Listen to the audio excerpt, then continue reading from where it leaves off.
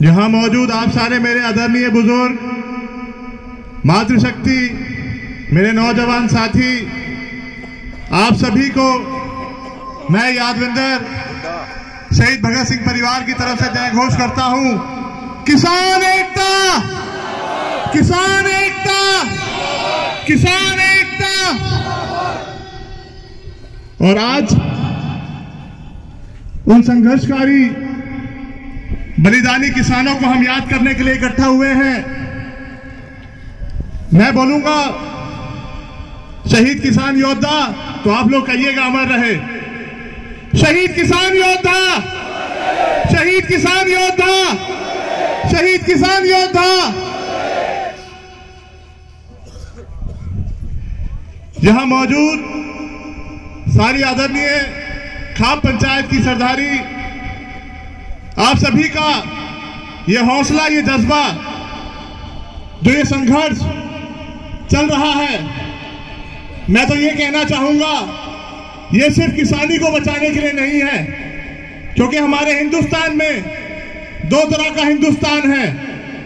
एक तो इंडिया जो साहूकारों का, फैक्ट्री मालिकों का है, और एक भारत है जो किसानों का, जहां पे बताया जाता है 70% हमारी देश की आबादी रहती है। तो ये बात भारत को बचाने की लड़ाई है, भारत को जीतने की लड़ाई है, और भारत को बचाए रखने के लिए, हमारे गांवों को बचाने के लिए, और 70% जो हमारे देश की आबादी है उसको बचाए रखने के लिए संघर्ष किया जा रहा है।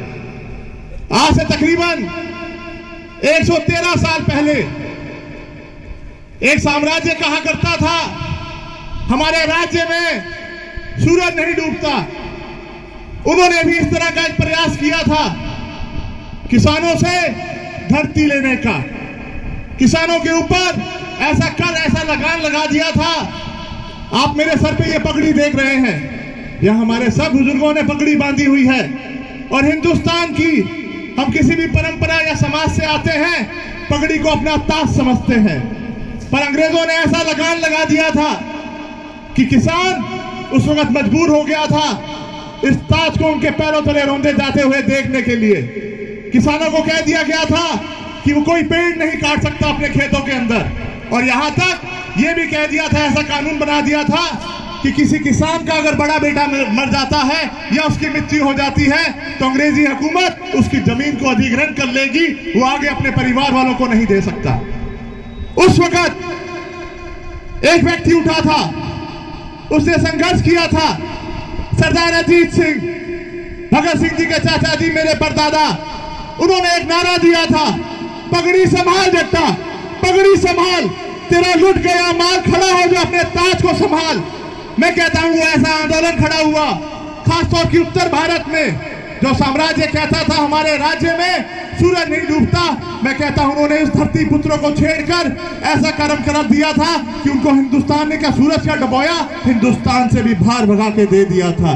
तो मैं कहना चाहूंगा, वो तो गोरे थे जो कहते थे हमने दुनिया जीती हुई है, यहां तो अपने ही लोग हैं, काले अंग्रेज हैं।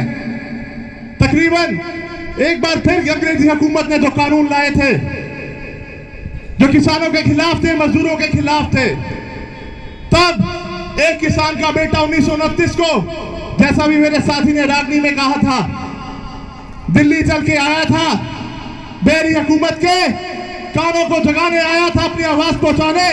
मैं कहूंगा उस वक्त तो एक भगत सिंह आया था, और आज तो इतने सारे हजारों लाखों भगत सिंह यहाँ दिल्ली की सड़क पे खड़े हैं इस बैरी हुकूमत को जगाने के लिए। तो मैं कहता हूं क्यों नहीं, ये कानून वापस होके रहेगा और हम लोग अपनी जमीनें लेके रहेंगे, जिसके हक के लिए हम लोग लड़ रहे हैं। मैं यही कहना चाहूंगा, शहीद आजम भगत सिंह जी का मैं कोई अकेला वारिस नहीं हूं, आप सब भी उनके वारिस हैं, आप सब भी उनके वंशज हैं, और आप लोग जो सच्चे वारिस और सच्चे वंशज बनकर अपनी धरती को बचाने के लिए, मैं कहूंगा, और साथ के साथ हिंदुस्तान को बचाने के लिए इकट्ठा हुए हैं।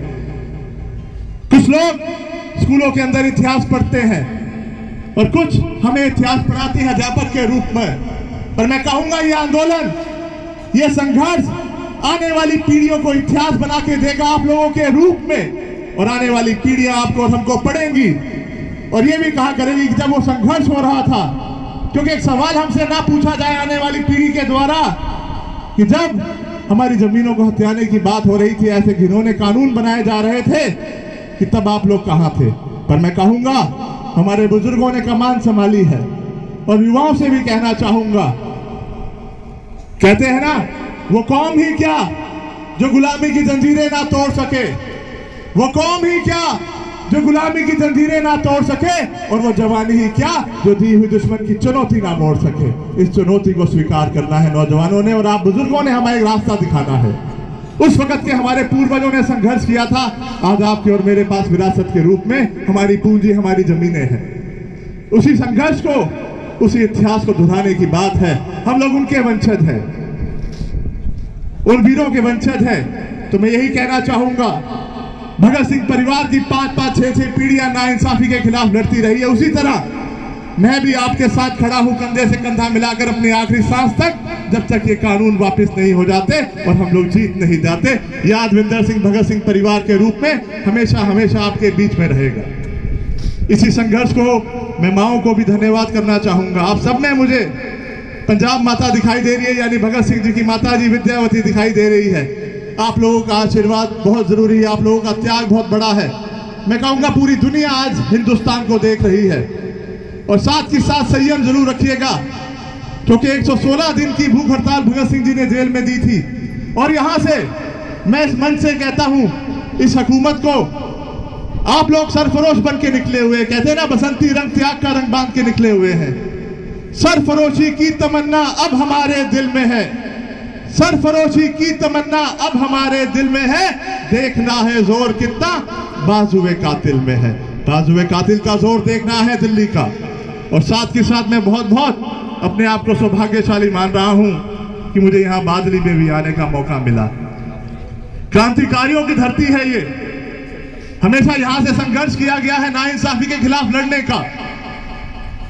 तैमूर लंग जो कहा करता था कि मैं दुनिया जीतता हूं, दुनिया को नहीं हरा सकता, मुझे कोई नहीं हरा सकता, इसी धरती के एक वीर गुलिया जी ने, हर वीर गुलिया जी ने उसको भाला मारा, यानी दिखा दिया कि हम लोग झुकने वाले नहीं हैं। हमें सर कटाना मंजूर है पर झुकना मंजूर नहीं है। उनका आशीर्वाद प्राप्त करने के उनकी वीर भूमि से मौका मिला। आप लोगों ने मुझे यहां माने का भी मौका दिया, उसका भी धन्यवाद करता हूं। एक बात जरूर कहूंगा, अगर इस धर्म युद्ध की लड़ाई में, अगर आज इस धर्म युद्ध की लड़ाई में रथ पे सवार होकर पंजाब अर्जुन के रूप में निकला है, महाभारत का युद्ध हुआ था, धर्म युद्ध हुआ था। मैं यहां हरियाणा में ही रहता हूं, मैं यहां की खाप जागृति को बहुत अच्छे से जानता हूं। अन्याय के खिलाफ हरियाणा की खापों ने हमेशा संघर्ष किया है और न्याय की बात करी है। उसको जानते हुए, उस जागृति को समझते हुए, उसको महसूस करते हुए मैं यही कहना चाहूंगा, अगर महाभारत के युद्ध में अर्जुन था और अगर वो अर्जुन पंजाब बन के निकला है, मैं आपके यहां से जागृति को देख के कहता हूं कि हरियाणा श्री कृष्ण बन के उस रथ का सारथी है और विजय तक पहुंचा के रहेगा और हमारे देश के किसानों को इंसाफ दिलाकर रहेगा। जिंदाबाद, जिंदाबाद। और मैं आपको बहुत बहुत शुक्रिया करता हूं, आपने मुझे मौका दिया, हर समय आपके साथ रहूंगा। किसान एकता जिंदाबाद, जिंदाबाद। बहुत